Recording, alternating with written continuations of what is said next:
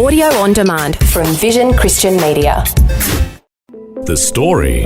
There was a bus and it was just coming along and it was full of people. There were people hanging off the bus and I thought, there is no way I'm going to get on that bus. And I thought, how on earth am I going to get home? And then another bus came quietly along and it was going to a little village called Yarraki, which is a bit further on, and they said that they had space on that bus. So I climbed on that bus and we were driving down the valleys and there was the burnt out wreck of the bus that I missed. G'day, I'm Jimmy Colfax. Welcome to The Story. Well, we have a special one for you today. Down in our Melbourne studios, Eric Scatterbo is going to have a chat and get caught up with his good mate, Dave Yetman, who's going to share his story. Eric and Dave go way back together, all the way to the other side of the world. So how did they originally meet in South America? And why did Dave recently go back there, even though the country he was visiting was going through some pretty turbulent times? We'll find out all that and more as we hear Dave's life story today. So let's get right to it. Here's Dave Yetman and Eric Scatterbo in our Melbourne studios. When a young Dave Yetman left his home in New Zealand in 1993 and flew to the other side of the world to do ministry work in Ecuador, he had no idea that it would change his life forever. It was there that he met someone he would never forget, his future wife, Anni Lou. Also, while he was there, a few years later, he met someone he wishes he could forget. Yes, that's when he met me, while I was also a missionary in Ecuador at the same time with my wife, Jean. But despite all this, I've decided to interview him today and find out his story and what eventually brought him to Australia. Dave Yetman, also known as the Yeti, welcome to the program. Thank you, Eric. So glad to have you with us. So happy that there was somebody you met that you are so happy that you'll never forget, but also that other guy you wish you could forget. Well, and I'm looking at him right now. You're looking at me right now. But anyway, all that to say that you and I go way back. We do. And you didn't meet Anni Lou right away. No. It was your fifth trip? Yeah, so I went there to work short-term on the radio transmitters there in 93, twice in 95, and then eventually, after Bible school, I went back in 98, and that's when I met her. And that was the International Shortwave Ministry, known at the time as HCJB World Radio, which is now known as Reach Beyond, who, as a side note, were sitting in their studios here in Melbourne. That's right. Yeah. Having this conversation. Yes. And as another side note to the side note, you and I both worked here at one point. But that's right. We're getting ahead of ourselves. But let's go back to you and I met in orientation, if I remember, in Ecuador. Yes. So you were coming on staff full time. Yes, that's right. Then, and so Jean and I were coming on, and so we were in the orientation together. Yes. And I'm getting to know this Kiwi guy. I learned what kiwi meant. Right. Not just a fruit. Well. So you were there, but at that time you were married to Anni Lou. That's right. Yeah. So we started as what they called working visitors back then, which was a temporary situation, and we were, because we hadn't done the orientation, that's why we joined you guys when you came along to try and do that and get ourselves up to the level that we were supposed to be, sort of thing. Right. And then a few years later, you and I, within about 6 months of each other, moved from Ecuador to Australia. That's right. And that's when you and I went in on paying for a container to put all our stuff in. Yeah. All your junk and my good things. Now what happened was I was leaving before you, so I gave you all of our stuff in faith that you would put it in the container. And you did such a fantastic job that when the container arrived here in Australia in, what is it, customs or whatever it is, the customs guy said a mouse could not even crawl in that container because it was packed so tightly. I tried. I tried to get every inch I could out of that $3,000 container so we could get as much stuff as we could here. Well, you succeeded.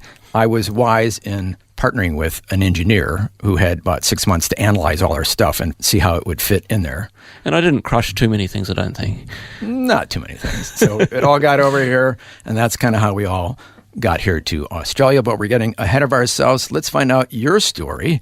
Let's go all the way back to where it all started in Christchurch in New Zealand. Yeah, so I grew up in a family of 6 children, and I must say, I mean, there was some storms around the time I was born, and my sister used to say that Dave is so anxious, or I was so anxious, Dave gets so scared when he leaves the house, he has to hold onto his head and hope that it doesn't blow off. So anxiety was part of my growing up, and the worry that something new might come along, and probably the reason why I wasn't interested in anything new was because I was pretty scared. Now, just look at the irony. You're an anxious child, don't want anything new, and you end up ultimately, with the Lord's help, having this big adventure, doing something very new. Nobody else in your family had done anything like that. Going to the other side of the world. Yeah, and I think that's where other people come in. There were so many people along the track who encouraged me, people who God brought into my life and said, you can do this, or God can do this through you. And that's what really brought me along. I was sitting in a conference telling people about the Perspectives course and how to get information about the various countries they were interested in going to. This was a missions youth conference. And I'd sat next to a guy who was in the booth next to me talking about HCJB, and he said, you're an engineer, you could come and help us. And I thought, oh, perhaps I could. And that was the start, a step along the way. Okay, well, let's go back a little bit and find out, how did you become a Christian in the first place? Yeah, so I think I remember my older brother and sister coming home from church, and they said they'd become a Christian, and they seemed to have some joy in their life, and I thought, well, if they've got some joy in their life, I want to have some too. And I was about 4, so I said, Mummy and Daddy, how do I do this? So we kneeled down on the settee or on the couch and led in a simple prayer, and I think that's the time when I started along that journey. And through your teenage years and all that, did you stay close to the Lord? Yeah, so it was exciting growing up as a teenager. Our church got involved in a beach mission, and every year we as teenagers used to go there and be involved in seeing God lead children to faith in Him. And that was just a time where we learnt to rely on God and see Him touch and change people's lives. And then eventually you mentioned that you became an engineer. Yeah, so later on in life, my dad had been an engineer. I decided to be an engineer, and so that happened. And then I really felt missions was part of what God wanted me to do. I didn't know what. I thought perhaps He wanted. But even though you were anxious, did you still have this anxiousness? I did, but I probably wasn't thinking about it too much. Well, that's good. Yeah. The Lord had been working on you, and so it was more the thought. Perhaps I can do something. Perhaps I can do something in the back and behind, Perhaps I can raise funds. That doesn't mean I don't have to go anywhere. Oh, okay.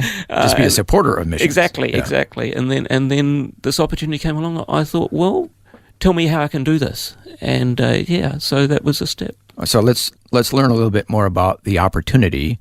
HCJB World Radio at that time, back in the 90s, was international shortwave radio from Quito, Ecuador, in South America. Yeah. So that's the hub where it was all happening. Yes. And they needed engineers, and it fit for what your background was? Yeah, exactly. So I was working for Telecom New Zealand as an engineer, and I felt, well, this is something I reckon I could do.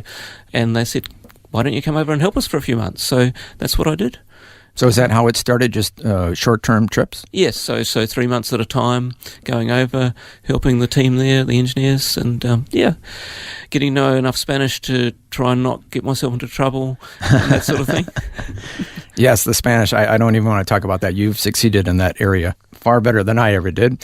But let's find out about the romantic side of all this. Let's go to the 5th trip. That's the key one, right? So let's just say 5 trips in, I was really enjoying the culture. And I had lots of fun, and I had friends at Campus Crusade, and we used to hang out, and he helped me with my Spanish. That was good. So my 5th trip, I went along. I just finished Bible school. It was in for the next 2 years in Ecuador, and I went along to Campus Crusade, and all my mates were there, and that was fun. And I think I walked down, like anyone walk into a meeting, I walked in with my Super Soaker water pistol. No, wait a second. A Super Soaker water pistol? Why in the world would you be carrying that? Carnival, brother. Carnival. Carnival. Well, we have to explain what that means. Okay, so it's a time when people get soaked with water. This is an Ecuadorian cultural thing. Yeah, exactly. Once a year, on a certain day, which I can't remember. In February, yeah. February. Somehow it's part of the carnival season, and anybody, anywhere could just end up getting wet. Yeah. I mean, it doesn't even matter if you know them. Right. Yeah. They would just get anybody soaked with water. Exactly. Yeah. It's It was fun. really weird. I mean, you can be walking along the street and some people come along in a ute or a pickup and they just dump a load of water on top of you. Yeah, complete strangers. Yeah. It was really different. Exactly.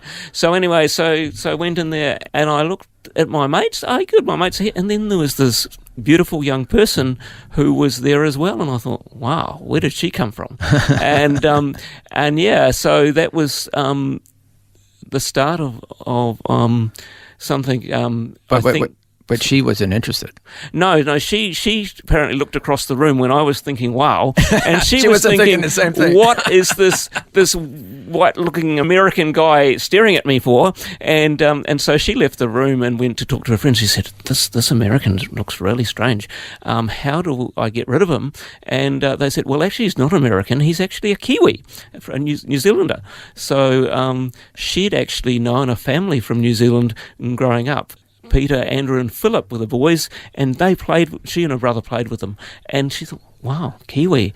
And she said, I might give this guy a bit of time. So she gave me, she's given me 25 years. I don't know how I feel about this story. She was turned off if she thought you were an American. Yeah, unfortunately, there are some negative feelings about Americans in Latin America. So. We won't go there, but yes, I've heard that before. So she had a positive feeling toward you once she found out you were Kiwi. Yes. And specifically because of the family that she knew. Exactly. But there's more to the story with that family.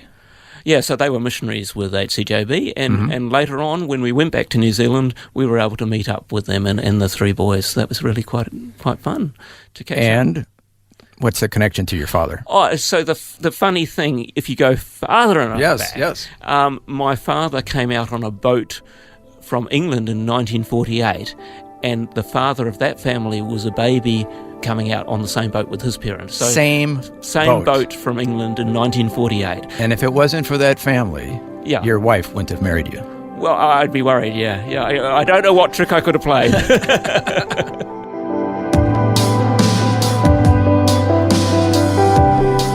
You're listening to The Story. Today, Eric Scatterbo is going down memory lane with his good friend Dave Yetman, who's sharing his life journey with us.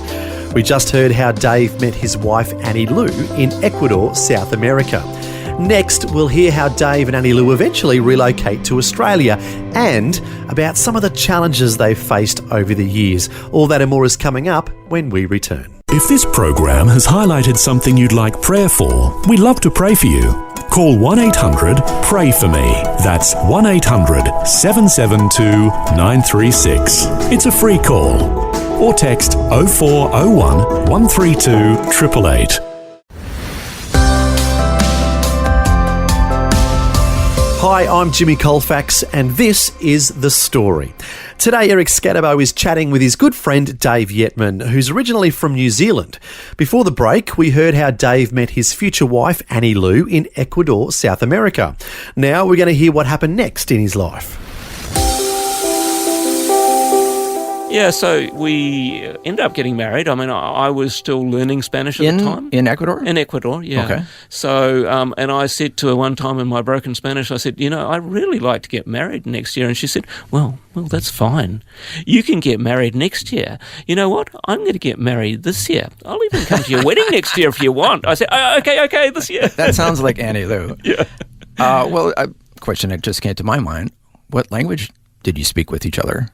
So we mainly spoke Spanish. Okay. And you were doing okay? Yeah. So I was, by the time we got married, I'd arrived there in February. I'd been doing language school for 6 months, but when we got 7 months by the time we got married, yeah. So she's helped you? Yeah. So I've had an inbuilt Spanish tutor. Yeah, that's for the my last excuse. 25 years. Yeah, my wife is from St. Lucia in the Caribbean, speaks English. Yeah. I didn't have a personal tutor like you. Yeah. That's my excuse. Okay. That's why I was so terrible at it. But anyhow, so your relationship grew. Yeah.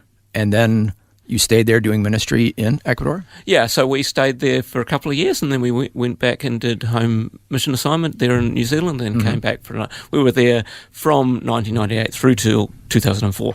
And then you were married for a few years, and you wanted to have children?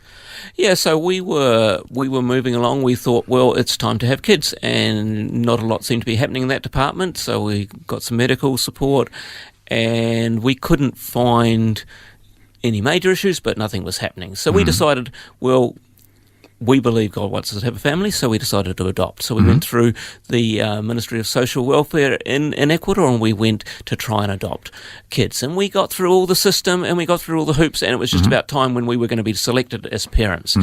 And about that time, there was some people from Australia, of all places. They were saying, we need to start a new HCJB in Kununurra, Northwest Australia, broadcast to Asia. Right, and shortwave radio. That really excited us about that. So, and we felt God was calling us to. So we went back to the Department of Social Welfare in Ecuador and said, can we do this and leave the country? They said, sorry, if you leave the country in the first 3 years, you can't keep the kids. So that was really a bit of a blow. Yeah, because you were so close. Yeah, but the good thing, Anni Lou really felt God was calling us to, and that was important for me. She felt God would somehow provide us with families. So we decided to come to Australia anyway. And that's when you and I went in on a container together. Exactly. Yeah, that's the one. With all of our stuff. Yeah. And then what happened when you were unpacking that container? Yeah, so we had heaps of stuff in that container. It was Yes, I remember. Lots of fun unpacking that container.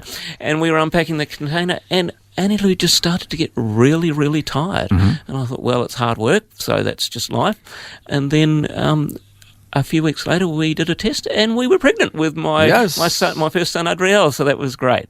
Yeah, and that was back in 2000 and what? 2004. He was born in 2005. Okay. Yeah. And then, of course, side note, my wife Jean babysat. She did. Adriel back Auntie when he was Jean. Auntie Jean babysat Adriel when you had to fly up to Sydney for a Ecuadorian passport. Yeah. Okay, and then again she babysat when when baby Michaela was born. Yeah, right. So in 2007. That's right.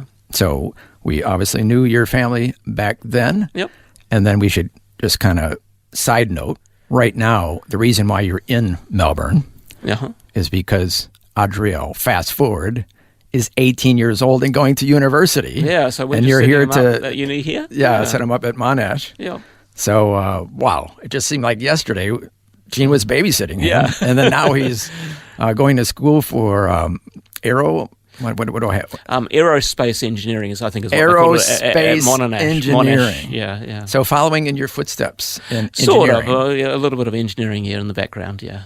Grandfather was mechanical engineer. Is that right? Father, electrical and electronic engineer, and he wants to be an engineer too. So. Wow. So it's following in the family. So you were then, let's go back to, you're in Melbourne. Yeah. At the shortwave ministry. Yeah. That's where, and you and I were both here. We both had moved over at that time. So you worked in radio frequencies or something like that? Yeah, so I was the frequency manager. I was also involved in some of the design work for the technical design of the site in Kununurra, and I was also involved in IT because I quite enjoyed IT, and so I rewired the whole studios. For the studios that we're in right now? Yes, yeah. Oh, well, thank you for that. We really appreciate it. And then eventually you moved down to Tasmania and were involved in ministry there? Yeah, so after HCJB, I really felt I loved the IT side of things, and I wanted to do some studies. So I went to study IT down in Tasmania, and my wife went and studied at the Worldview Centre for Intercultural Studies, which is part of WEC International. What is WEC?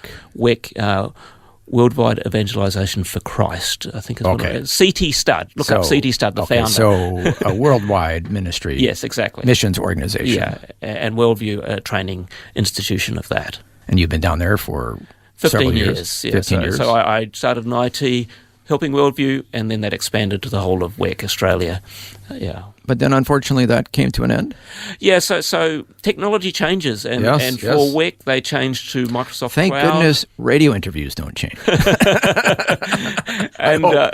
and really, there was still work, but there wasn't a lot of work for me, and the technical level of it was quite simple. Yeah. And I felt, no, it's time to move. So at that stage, I had to say, well, what do I do next? And that's a recent story here. Tell us about that. You were struggling. I mean, suddenly you're in your 50s. Yeah, so I was looking for a job. I was technically unemployed. I was still mowing lawns down at Worldview because I wanted to keep doing something. And then I was looking for a job. And I looked on, of all places, Facebook. Oh. I saw a job on Facebook and I thought, oh, Facebook.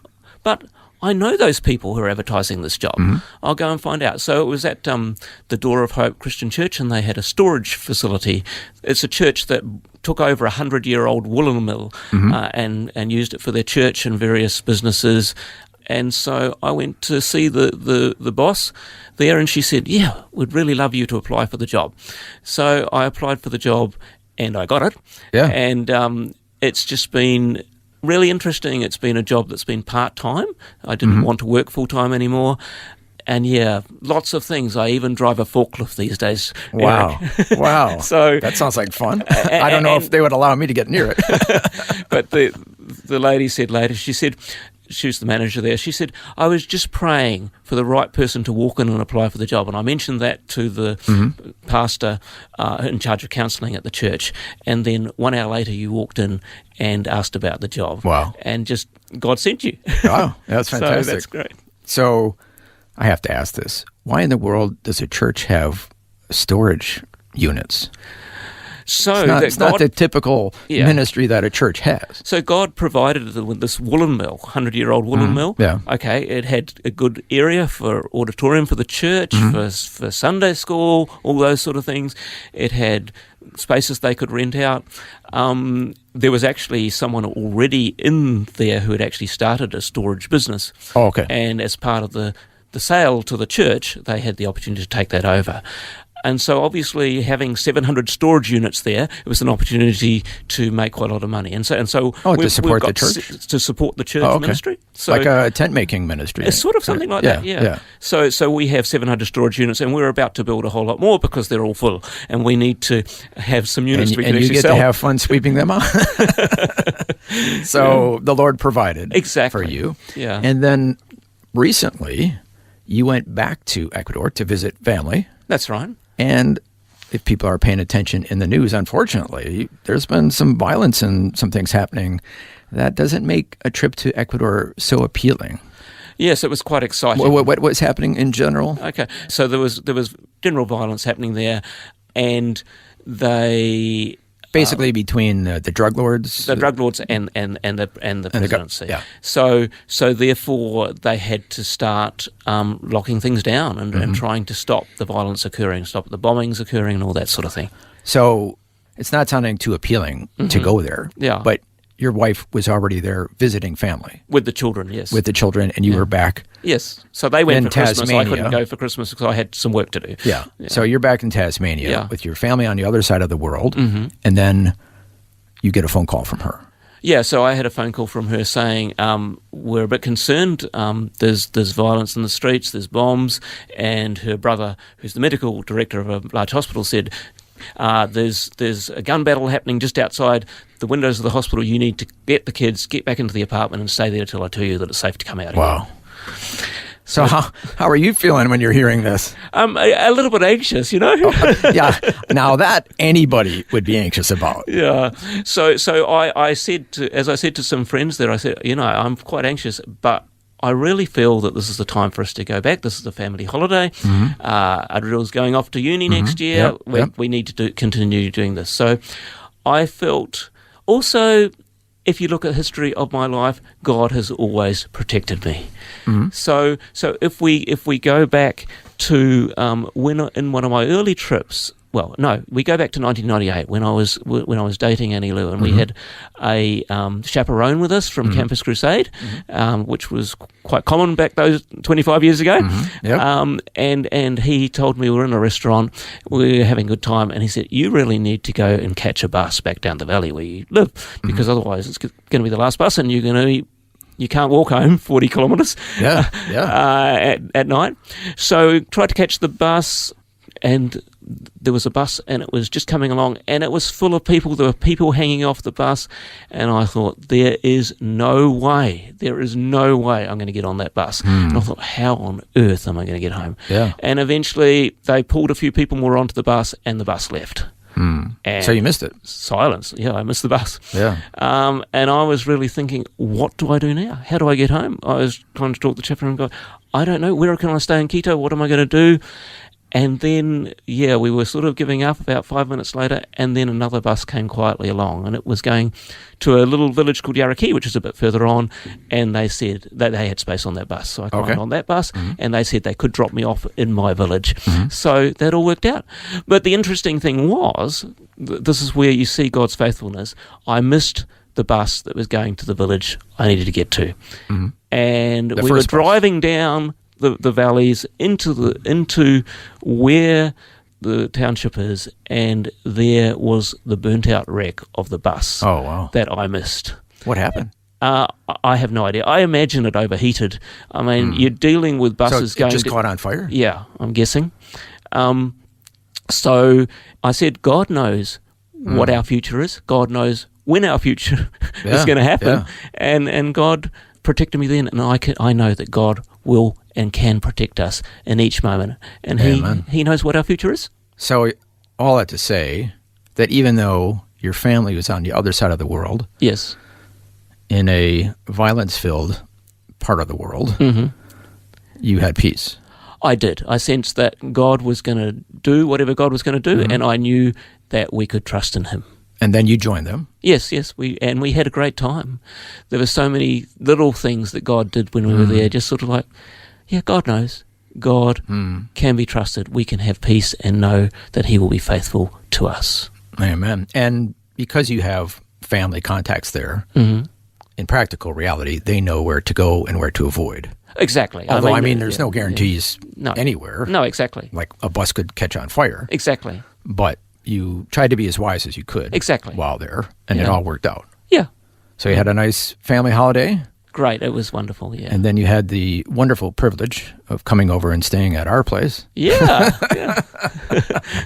To get your son settled in uni. Exactly. Okay. Well, we hope you come up to visit more often because Thank you. We're having a good time hanging out with you guys.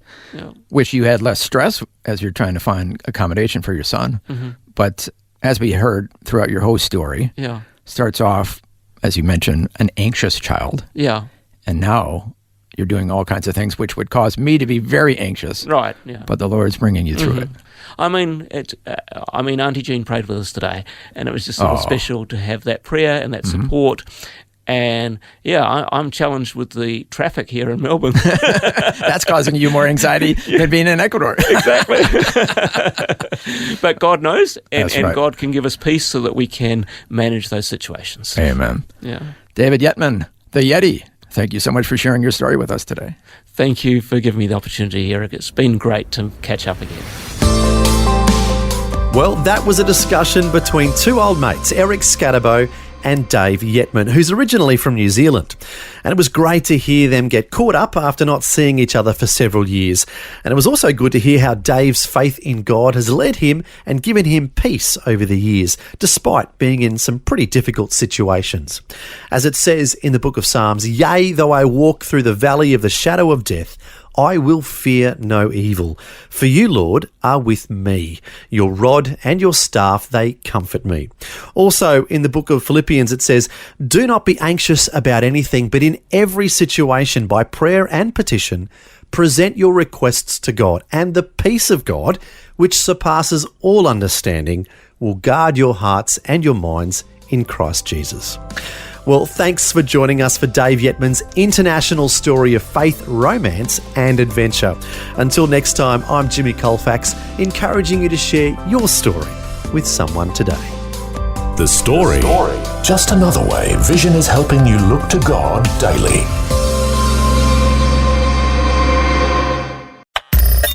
Thanks for taking time to listen to this audio on demand from Vision Christian Media. To find out more about us, go to vision.org.au.